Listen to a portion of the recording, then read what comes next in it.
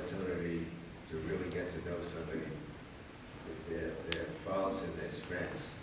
And the moment I met her, I already had the camera in my hand and started filming right away because I think she caught something in my eyes that indicated that I'd be right, and, which is exactly how I felt at that time and all the way through.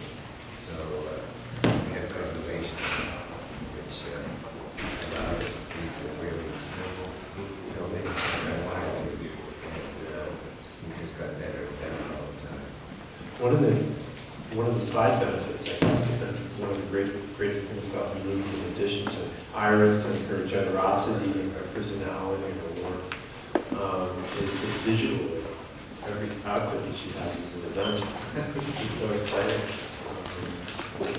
Everything is every shot practically is a wash of color. I was very lucky. I had two more people, two guys that I trusted, deservedly so, filming, and all of the footage, theirs and mine, was in complete harmony, and just added that much to getting very close to her. And it's also very fortunate that we've chosen someone who we would normally like very much first meet. And can you imagine an hour and a half just on one person? He had it awfully good, and she was. Have you ever had a subject out that you, where you were shooting and you didn't like them initially and you learned to like them as the film went along? I never had the opportunity to film Adolf Hitler. that would have been a challenge. But That wasn't quite what I had. Sometimes we learn a lot by citing the extremes. Yeah, that's right. The extreme. No, but I mean, among the films that you made, were there any people that you started but not, where the bond developed as the movie went along? I have to think hard for that.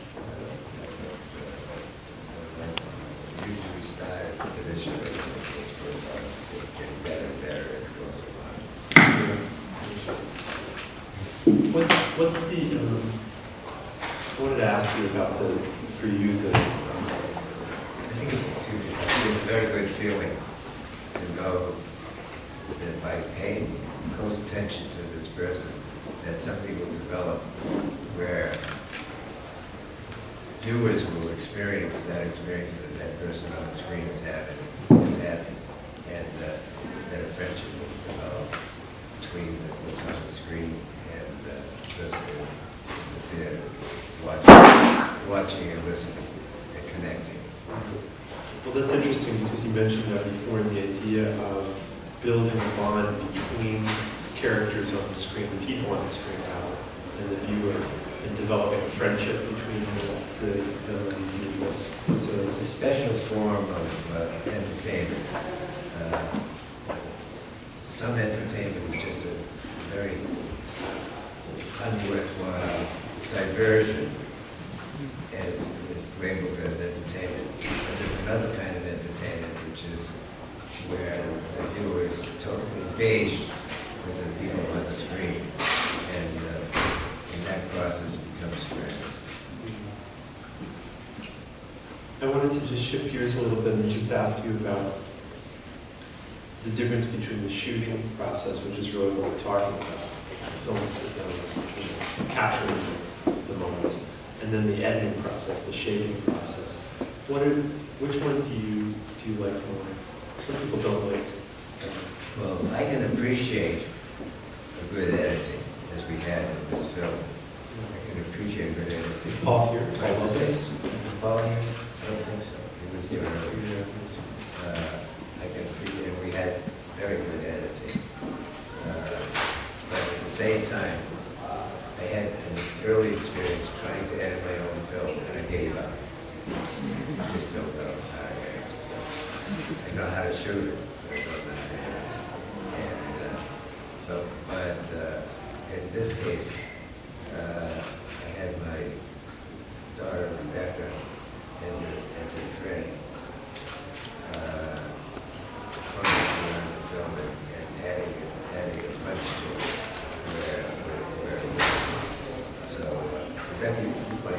like to say a couple of words. Do you want to say a couple words? We've got Rebecca Maysles and Laura Coxon is here. You guys should both stand up again.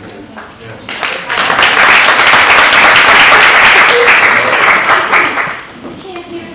It's hard to hear. Hello. Very good. There we go. I mean, it was a collaborative effort that we all worked together. I mean, the film has been worked on for 4 years, and the editing process was complicated. I mean, started with Paul, kind of started working, just looking at all the footage and figuring out what was there. And then the last 3 months between Al and Laura and myself and people that we worked with, just really figuring out how to make a team effort to figure out what parts were working and what parts weren't working. I also think Albert loves to say he's not involved in the editing process, but the way he shoots is very edited in a way, and so a lot of his footage is just so good the way it is, so it doesn't need that much work. And then, like he said, the other people who were shooting on the film were really wonderful too. Sean Price Williams and Nelson Walker and other DPs with them, and it was a really true collaboration.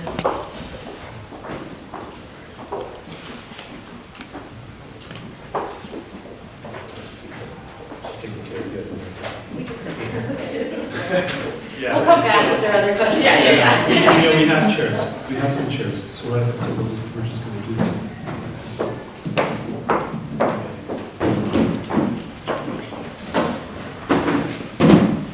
It's either reserved for you. Okay, yeah. See, it has my name on it. Yeah. Reserved. Now, when we were speaking before, people were always astonished when they find out that there's hundreds and hundreds and hundreds of hours of footage. It always seems like a massive amount, but in fact, that's what you need when you shoot a documentary. You have to be shooting everything. There was a stage in the editing where the film was almost there, but there was a point where it just lacked something just wasn't working for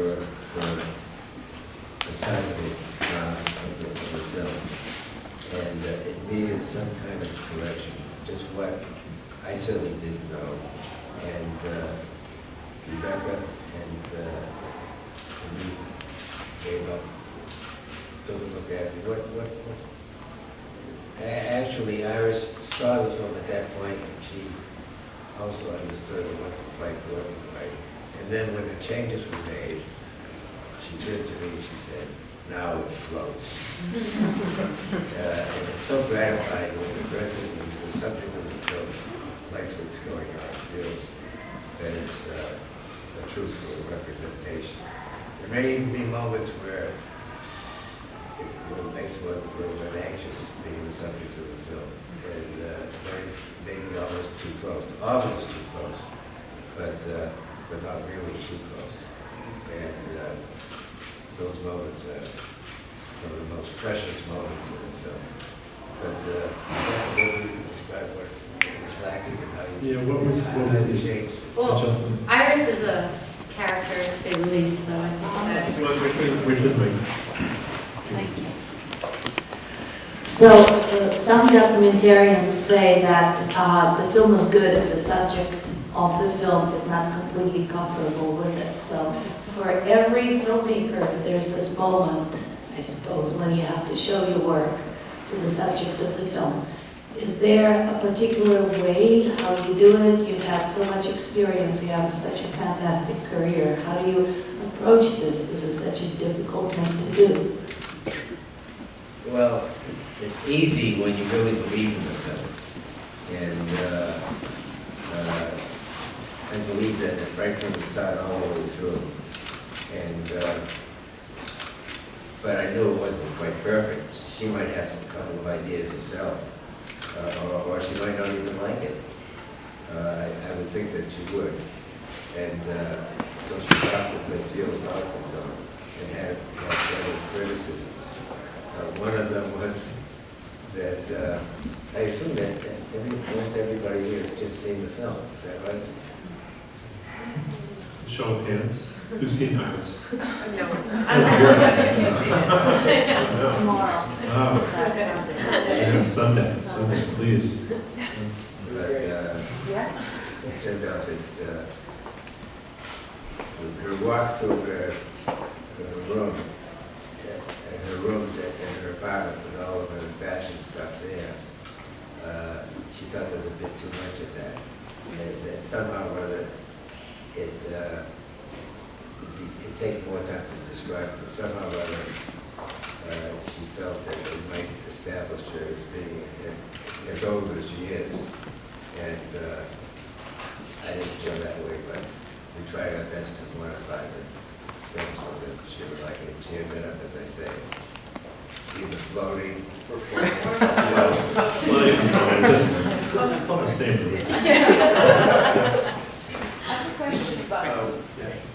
I have a question about the element of trust when you're doing a documentary. Obviously, you have to establish that. Hopefully it already is there, that's why you're choosing that particular subject, but let's say there isn't, or there's a shift or problem or something comes up during and that trust element is shifted. How do you regain it? Or what do you do? I think that what you do it simply by continuing to film, and with the continuation of the filming, you earn more and more and more trust. I was very lucky as a child to have parents that were a loving couple and who gave the children, all three of us, a great deal of love. And I remember my mother saying, "There's good in everybody," and I've always looked for that. And my father, I would watch and listen to him as he would play recordings of some great music, Mozart to Beethoven and so forth. And the music was great, but just as impressive was looking at his face and seeing the changes of expression in correlation with what was going on in the music. So I learned to appreciate all kinds of things and all kinds of people. And consequently, I have filmed people from all walks of life, ordinary people and famous ones, and but no matter who they are, I've captured the humanity, the commonality of that, no matter who that person is, male or female, rich or poor, young or old, whatever. And I think that's helped me a great deal, having brought up that way from the very beginning. Could you talk a little about Grey Gardens? Sure. Would you like to? Something we don't know, some secret, something so dark and dirty that you never thought of.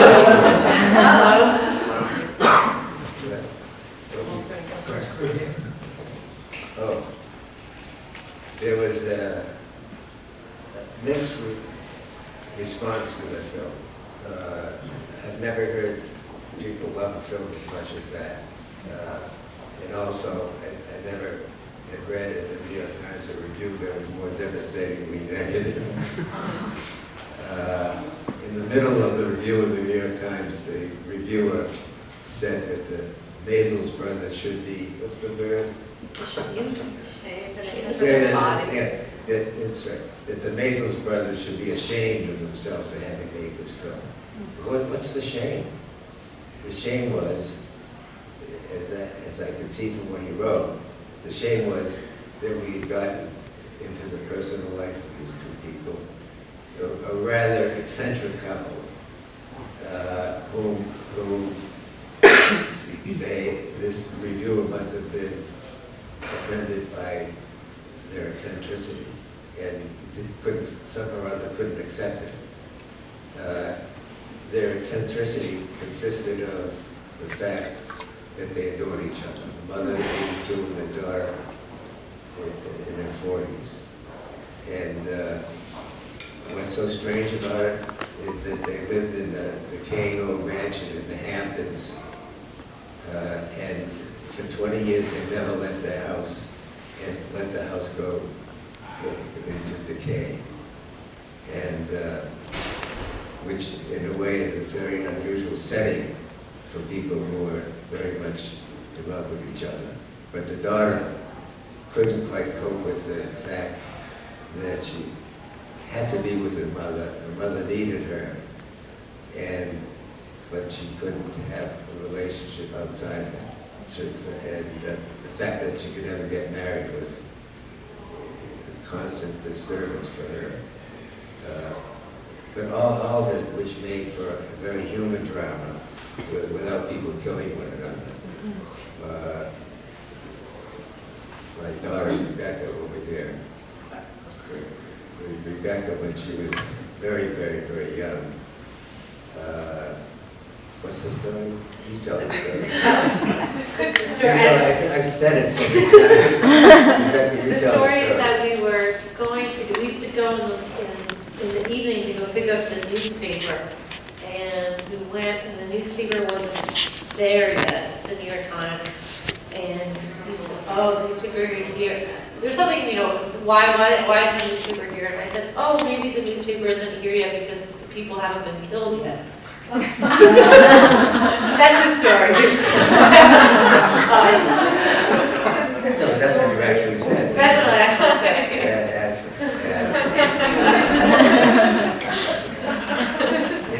It is true that so much of the news is bad news. What about the good news? What about the news that would give us information on our fellow citizens and people who are abroad as well, with whom we can find common ground and learn something and feel that we have neighbors that we know from all around the world. There's not enough of that in our news. It's almost completely absent from the news, and of course, totally absent from our television commercials. So all we have to go by is unsuccessful relationships, nothing to copy, nothing to emulate, or very little. So I'm trying to, in my own particular way, trying to remedy that, whether it's the Rolling Stones, the Fields of Grey Gardens, or a door-to-door Bible salesman, and their customers. I don't do this. Yeah, it's for recording. You see what happens to this. The Times is never really that friendly to indie film. It's the voice, but I want to congratulate you for premiering your film at one of the world's greatest film festivals. We should say something about that afterwards. But I also want to congratulate you for that little medal you got from Mr. Obama this year.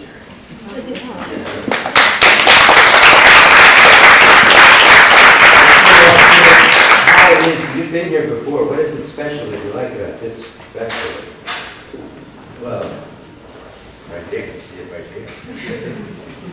An audience that understands what the best of what I do with all the people that I work with, and I feel I'm really talking with people who may have benefited from having seen the films that I show, and I'm sure that's true of everybody that shows films here. The audience is so receptive and so understanding, learning something from the films as well. Just a follow-up to the Grey Gardens question. Poor black family in the South with a great-grandson that says, what do you want to be when you grow up? With a big smile on his face, he says, I want to be in prison. Oh my God. And you know what? That's probably where he's going to be. Because the education that he's getting, that you also see in the film, ain't no good. And, but if he had the opportunity, like these other kids had, his whole world shapes entirely differently. And he would be saying, I want to be a filmmaker. It is an amazing place that you started up there. We're also showing the best of documentaries. Usually, 9 times out of 10, we get the maker of the film there to do the Q&A. And the involvement of the part of the audience is 100%. A side comment is, our offices are behind the screen of the theater. So sometimes when there's a film that's about to show, like Al will just show up behind the screen, and walk through the theater and then sit down and get ready to watch the film. So yeah, I mean, we show films, you know, a few nights a week, and we have great Q&As, and Al participates a lot. We did a really wonderful comprehensive festival a few weeks ago where we showed Salesman and a little bit of Iris, and had a really wonderful Q&A. So it's a great place to come visit. And you're working on upgrading the equipment too? We're working on upgrading the equipment. We're a nonprofit, and we do a lot of really amazing programs. You know, a lot of we show a lot of films, we do educational programming, but what's really wonderful is that Al is there a lot, and we have an adult filmmaking program that teaches people how to kind of write a treatment and figure out how to raise money for your film. So Al does a master's class there, and it's actually a really exciting kind of second wind. You know, when films are really hard to raise money for, films are hard to work on, it's fun for us to be involved in educational programming too. So. We had 1 week after another of films of a particular subject. For example, a whole week of Black Panther films. And all of them very, very good. We have a Congo program coming up about all films coming out of the Congo that starts next week. And, you know, it's really participatory, you know, like this, like the way that your festival is, and figuring out a way to show films that people have access. I mean, I think it's very similar. You know, like this is, you know, a different part of the neighborhood, but it has a really great relationship where the idea that film should be accessible to everyone, and everyone should be able to ask questions about film. That's the idea. No, I just got all excited because our second annual edition of SR, Socially Relevant Film Festival, is going to have a documentary section at Maysles. The socially relevant, the documentary section of these. Great. Thank you so much. Yes.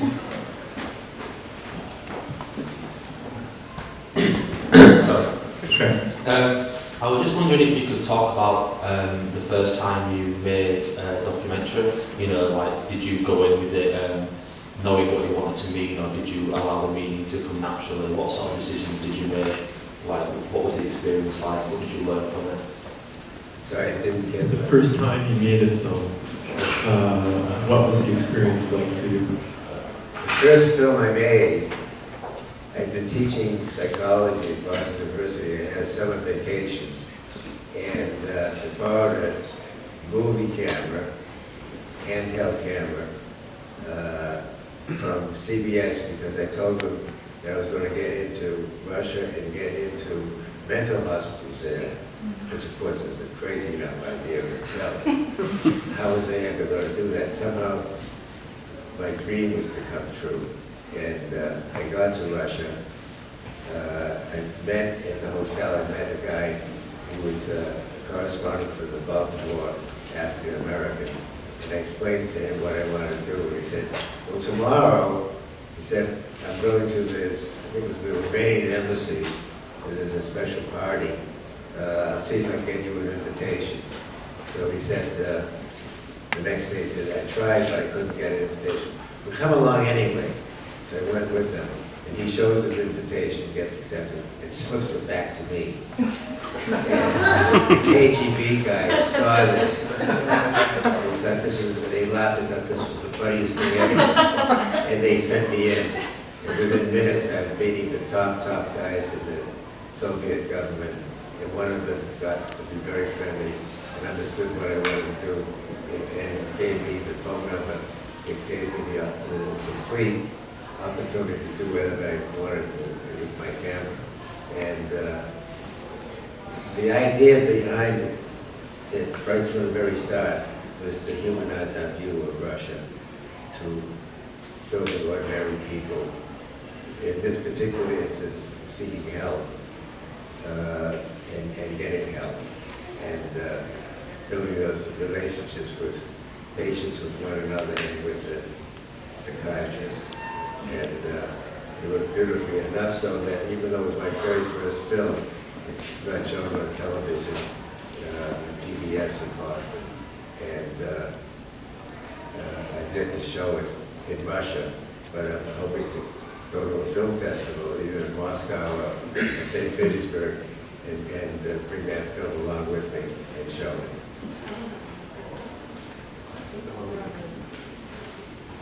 It's Eleanor Roosevelt saw it, right? Yeah, Eleanor Roosevelt, this is funny, you know, you make a film, and it brings you in contact with all kinds of people that you never otherwise would meet. So I got a call one day from Eleanor Roosevelt, no less. She says, I'm going to Russia, I heard that you've been to Russia and made this film.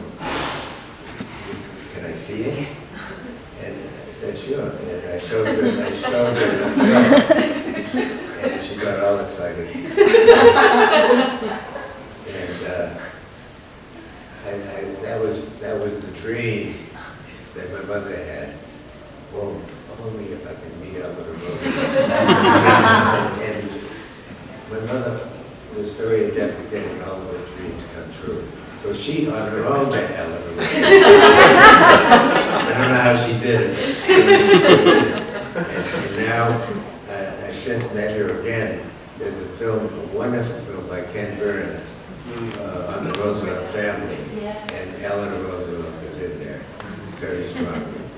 So it's ordinary people, it's famous people, it's good people of whatever class or setup they're in.